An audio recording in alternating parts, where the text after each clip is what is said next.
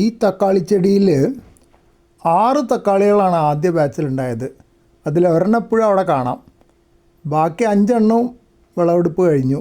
Last ഇന്നായിരുന്നു ഒരെണ്ണം പഴുത്തിട്ട് വിളവെടുത്ത്. ആ വിളവെടുപ്പ് കഴിഞ്ഞ് നോക്കിയപ്പോഴാണ് കുറച്ച് സ്ഥലം ഗ്യാപ്പ് വന്നപ്പോൾ നോക്കിയപ്പോൾ അതാ പുതിയ തക്കാളികൾ ഉണ്ടാവാൻ തുടങ്ങിയിട്ടുണ്ട്. കുഞ്ഞു തക്കാളികളാണ്.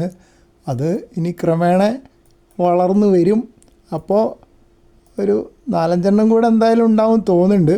പക്ഷെ അപ്പോൾ ഇനി ചെടിക്ക് അതിനൊക്കെ കൊടുക്കാനുള്ള പോഷകങ്ങളുണ്ടോ എന്ന് എനിക്ക് അറിഞ്ഞുകൂടാ. അപ്പോൾ എന്തായാലും ഞാൻ കുറച്ച് പഴത്തൊലി വളം എക്സ്ട്രാ ഇട്ട് കൊടുത്തു. അതായത് ഫെർമെൻറ്റഡ് പഴത്തൊലി വളം ഇപ്പോൾ ഇടയ്ക്കിടയ്ക്ക് ഉണ്ടാക്കുന്നുണ്ട്. അതായത് ഓരോ 5 ദിവസം കഴിയുമ്പോഴും ഉണ്ടാക്കുന്ന പാത്രം ഉപയോഗിച്ച ശേഷം ഒന്ന് നന്നായിട്ട് കഴുകി ഉണക്കാൻ വയ്ക്കും. 2 ദിവസം കഴിയുമ്പോൾ പാത്രമൊക്കെ വൃത്തിയായി ഉണങ്ങി കഴിയുമ്പോൾ വീണ്ടും അടുത്ത സെറ്റ് പഴത്തൊലി വളം ഫെർമെൻറ്റ് ചെയ്യാൻ തുടങ്ങും. ആ ഗ്യാപ്പ് കൊടുക്കണം എന്തിനാണെന്ന് വെച്ചാൽ അല്ലെങ്കിൽ അതിനകത്ത് വല്ല ഫംഗസും വളരണ്ടെന്ന് വിചാരിച്ചിട്ടാണ്. അത് ഇടയ്ക്ക് 2 ദിവസം നല്ല ഒരു ചെറുതായിട്ട് വെയിൽ കിട്ടുന്ന സ്ഥലത്ത് തന്നെ വയ്ക്കും. അപ്പോൾ അതൊന്ന് എന്താ പറയുക, അണുവിമുക്തമാകും എന്നൊരു പ്രതീക്ഷയിൽ.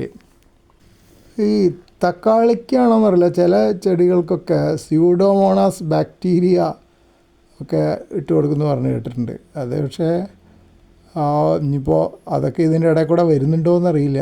എങ്ങനെയാണെന്നറിയില്ല ഈ തക്കാളി കായ്ക്കാൻ തുടങ്ങിയത്.